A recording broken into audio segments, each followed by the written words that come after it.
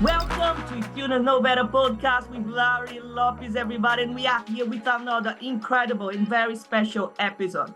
I know I say that in every podcast episode, but truly, we are here with two incredible experts. If you want to learn about project management and if you want to learn about processes in undertaking a successful project, please don't miss out. Stay with us until the end of this episode. And I'm also here with him, a high-achieving Masters of Engineering Management student, as my co-host today, Giann Salamanca, everybody. Hi, Giann. Hi, Larissa. Thank you so much. Happy to be here and happy to see you again.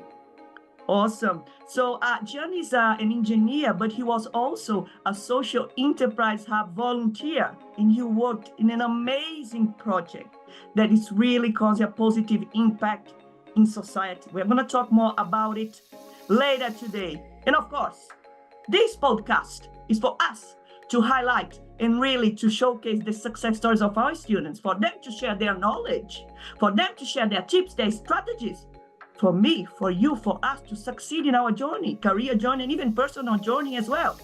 But, Giann, we also have amazing, multi-talented, results-driven industry experts that we invite to this podcast as well to learn from them too.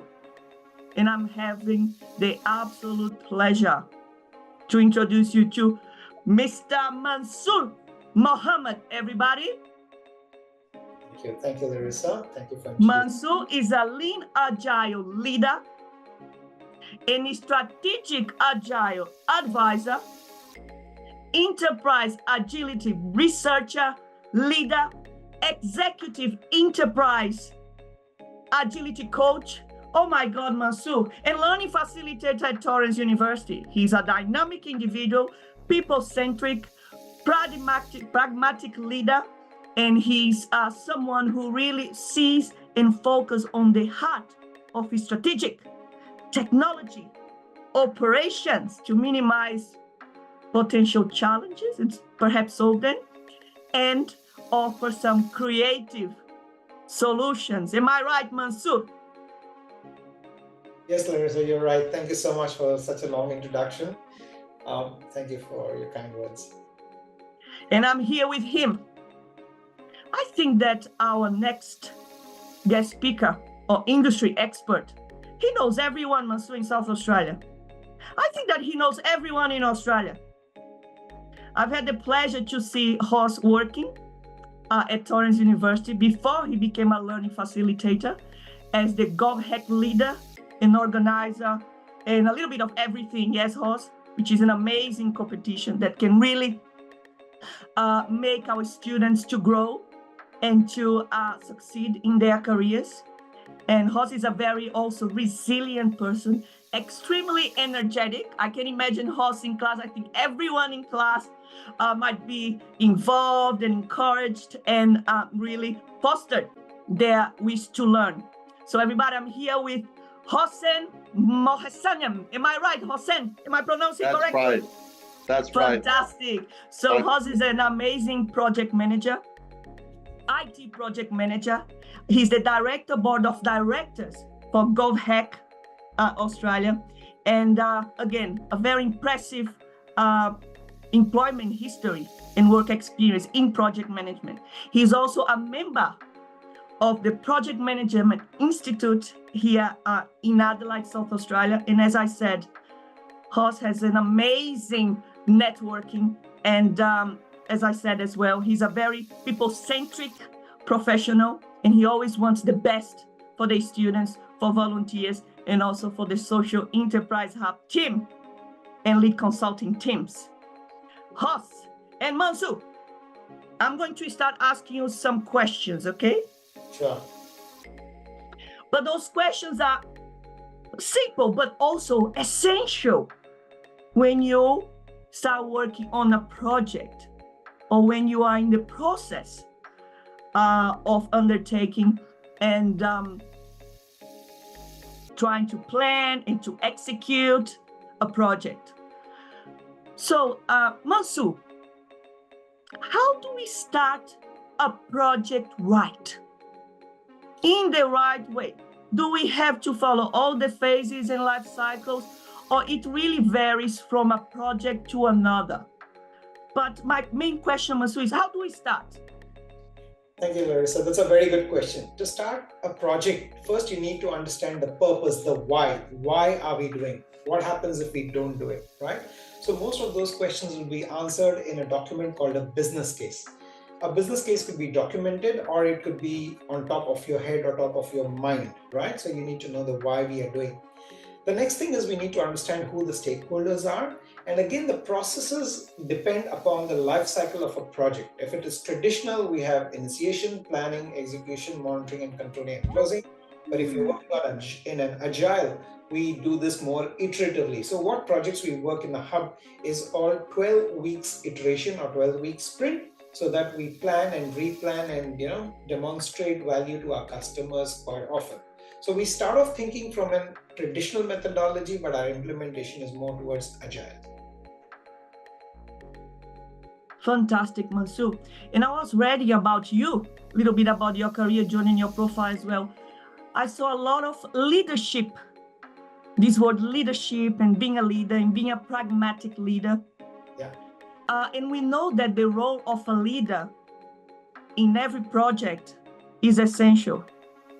But when you are managing a project, Mansoor, is there a particular leadership style that project managers should have, or not really? What would be your take on that? That's a very good question. So when we talk about leader, people think someone sitting on top, a program manager, a portfolio manager is a leader, but I would say each one of us are leaders by ourselves, right? So that self-governance and self-leadership is important. And also as a leader who is there on the top, whether it's a program or a portfolio level, needs to set a direction or an intent, right? And they need to be a balance, because a leader cannot be either autocratic or autonomous. There should be a blend, right? So it should be a situational leader, right? So what type of leadership is good? A situational leadership is good, because at the beginning you might have to set a direction where your team knows what to deliver and set the guardrails, right? And during the process, you need to see how you can empower and have team being more autonomous so that they can deliver the work, because they are the ones who are closer to the work. So having a range of leadership styles actually really help in managing a project. Oh, I love what you said, Mansoor, because we have this misconception, and I'm including myself on that leaders are just the ones who are managers or supervisors, yes? But not necessarily. We can act as leaders when we work in a team, yeah? Not necessarily as managers or supervisors or lead consultants. I love that. And the contribution can be immense and really life-changing. Yes, that's true. Okay, Hoss, can you share with us some of the most popular project management tools that professionals are using in Australia? Yeah, thanks for the question, Larissa. There are many tools actually people are using across the world. Of course, Australia is not an exception as well. But if we talk about Agile, like Mansoor was saying, in Agile, there are basically project management tool like Jira. You use product of Atlassian, for example, where you define your sprints and your work, and you have a backlog of basically your tasks and everything, and then you plan it and you manage it that way. But there are other products like kind of SaaS kind of thing, like Monday.com or other things, which people use that like ClickUp or other things. And of course, you have MS Project by Microsoft. There are many tools, but in Australia, I've seen people using mainly Jira and MS Project. These are the main popular tools. But as you know, to manage a project, you can manage it with a spreadsheet as well. You might have a spreadsheet, just manage it that way. But of course, that works if you have a quick, small project, not very sophisticated, with limited resource of basically number of resources. But it's advisable to use something with good structure, which you can then extract some reports out of that, and you have dashboards and everything. So I would say Jira is probably number one. being used in Australia, and as I said, MS Project or other products as well. Yeah. Incredible, Horst. Thanks for that, for sharing this. And what do you think, Horst, about some data analytics software? For example, Power BI, SQL, Tableau. Do you think that in project management, we are using more and more data analytics tools? Yeah, that's the future of project management. As you know, AI now is the trend, right? Having that in mind, AI project management, I mean, AI is going to really transform project management heavily, not only to reduce those repetitive tasks, but then it could even help us to manage the project, understand the project differently, even engage with stakeholders differently, because AI and all those AI related tools could come up with some basically if you give us a different layer on what you are running the project. You might know your stakeholders, but you don't have everything in mind. But AI will help you to basically analyze them for you, and it will help you to have a stronger engagement with stakeholder, which is one of the key to success in a project. Because if you can manage, of course, you can never manage your stakeholders, but you can engage them. If you can engage them very well in the project, then that's where your project will always succeed. Yeah, but You're back right, to your question Horst. again, sorry, about Power BI specifically, of course, it's very good for generating reports and all those things.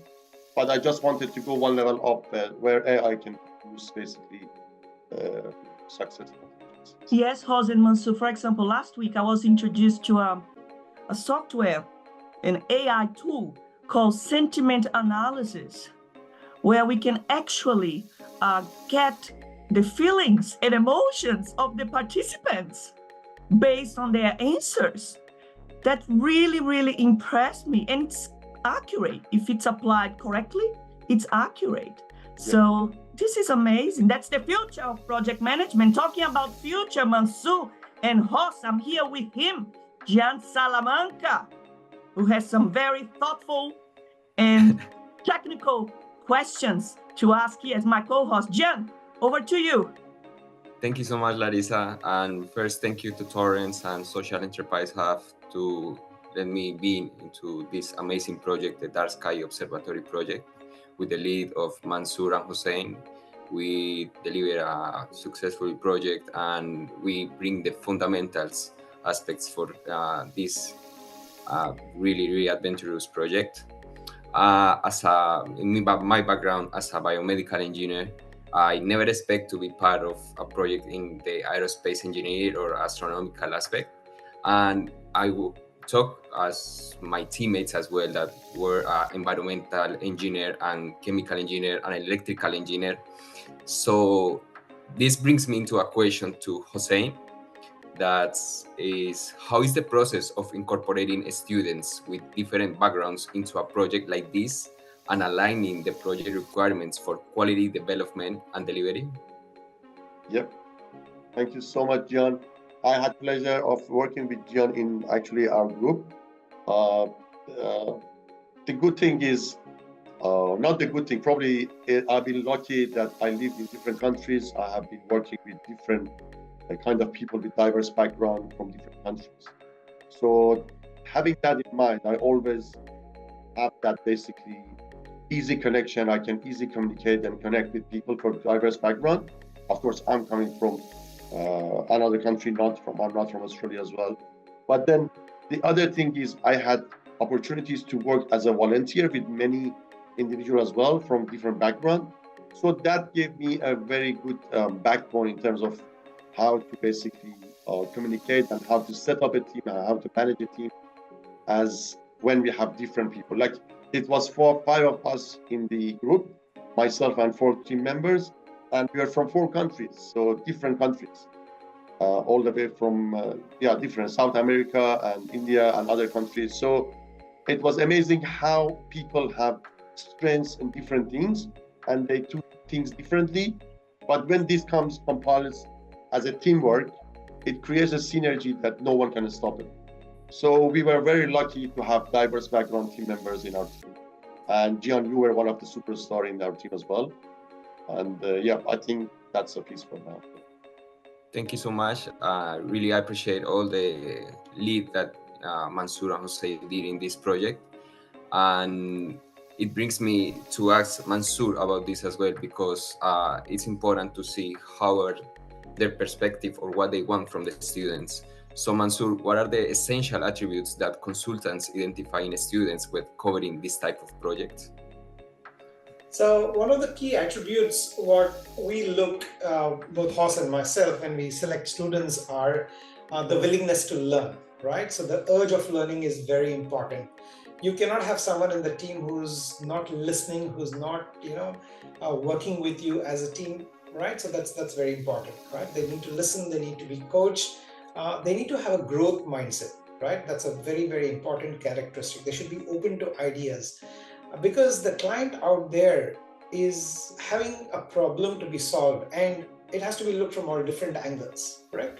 So having a team member who's coachable, who takes responsibilities, who can work with autonomy, with a set purpose, right? Those are some characteristics we look. And obviously communication is very, very important.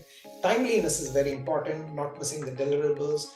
Past record of previous subjects is important. So when I do the screening, I go back and take a look at how the performance has been done, and I take a feedback from previous facilitators to see, what are the strengths and weaknesses, and have an interview even before getting them into a project. Absolutely.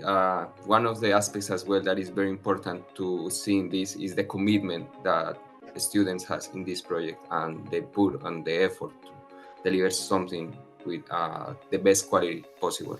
Absolutely. And knowing this, talking more about the project, it's important to understand and ask how will the observatory project and future projects like this contribute to the local community and education outreach? So this project, Dark Sky Observatory, is going on for another few terms, right? So our focus, Horse's and my focus, is to get this observatory up and running to deliver value to the local, communities and people. Similarly, there's another project which I'm working on, the Lutheran Church of Australia. Again, that is impacting the lives of communities and people. So the projects what we do not only makes a difference in our students' life, where they get to see a real-time project which is being worked, which will empower them to work in the industry to get a hands-on experience, but also the clients, they would get fresh perspective from our students to see how we can deliver value. It's a consulting hub which is run by the students, for the students, and with the students.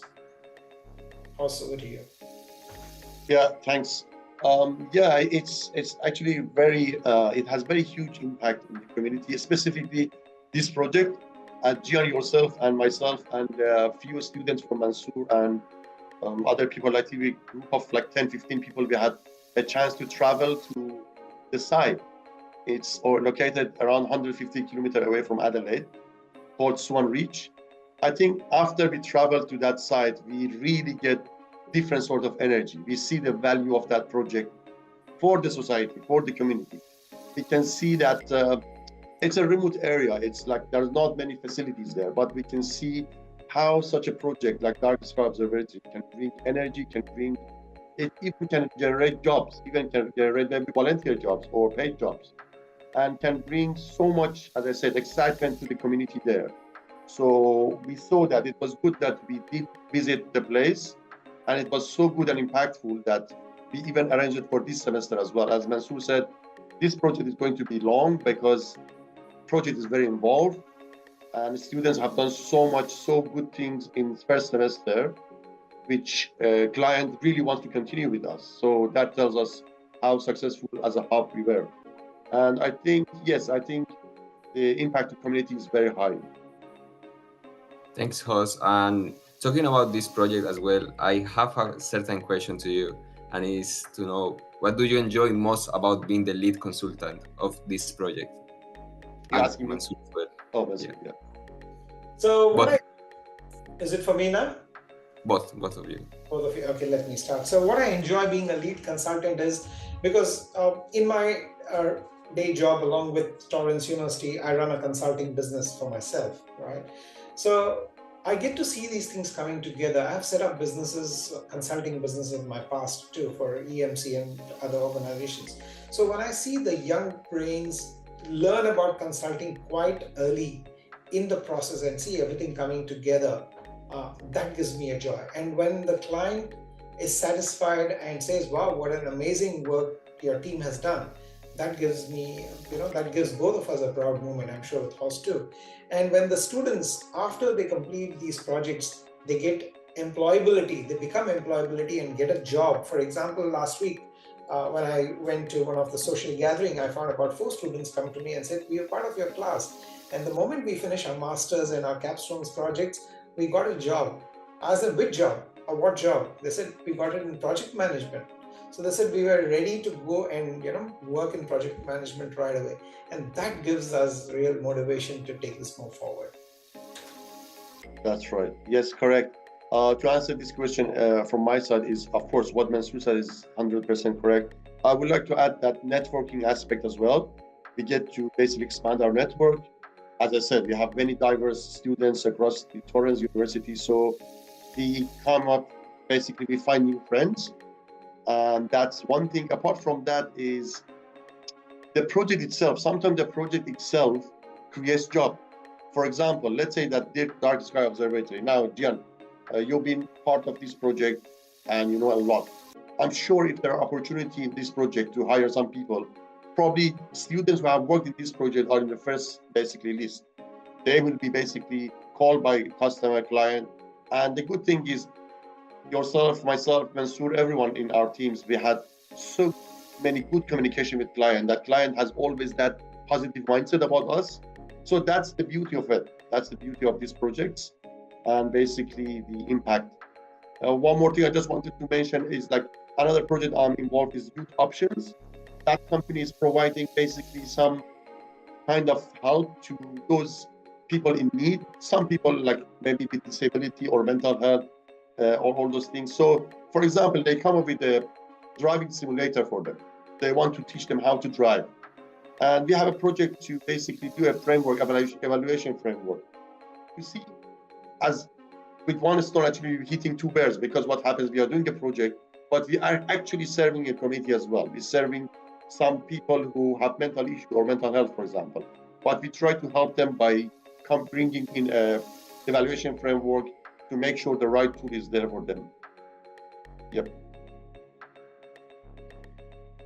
Absolutely amazing. And it's important as well to know that Torrens University brings this space and this type of opportunities for us to get into the industry, to get into the real life, to connect, communicate, open doors.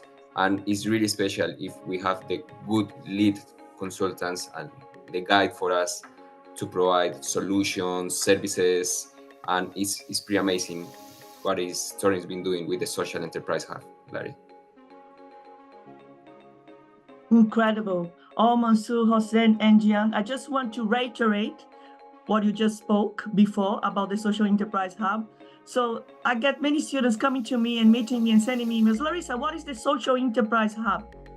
So everyone, we deliver consultancy services to incredible non-for-profit organization, purpose-driven organization that has a very important goal, which is to make a positive impact in society and to really change and improve people's lives. So can you imagine being part of a project, of initiative like that, where you can develop your employability skills, I must say even your personal skills as well, and also at the same time help others to improve their lives, help organizations to improve, and as a result of that, to help many other people to have a better quality of life and to thrive in this world. It's an amazing initiative from Torrens University, Australia. And if you are in doubt of taking placement, please don't. Contact me, contact Peter Graves, and we can clarify any questions that you may have. And also Mansoor said something so beautifully.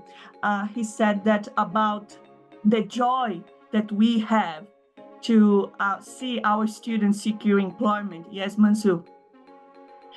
because of this experience, also because of the knowledge that Mansour and Hossein share in their classes too, because they are learning facilitators from Torrens University and also lead consultants from the Hub, as you could see and you could understand. And this also motivates us a lot to keep working for Torrens, to keep working for the Hub, and to keep working for the projects. So Social Enterprise Hub and the projects we have are led by students, with students, to really benefit your organization, cause a positive impact in society. Okay, so thank you so much, Hos, Mansour, Giann. You are amazing. To everyone who attended today's session, please, if you are interested in placement with us, contact me or Peter Graves or Shirley. And if you are already doing placement, please, I hope you are enjoying. I know you are enjoying, and the future is bright. Yes, keep believing yourself, keep believing your projects, because you are doing the right thing. Trust me. Okay, bye-bye, everyone. See you in the next Thank you so episode. much. Don't forget to subscribe to our YouTube channel. Share this record will be out next week.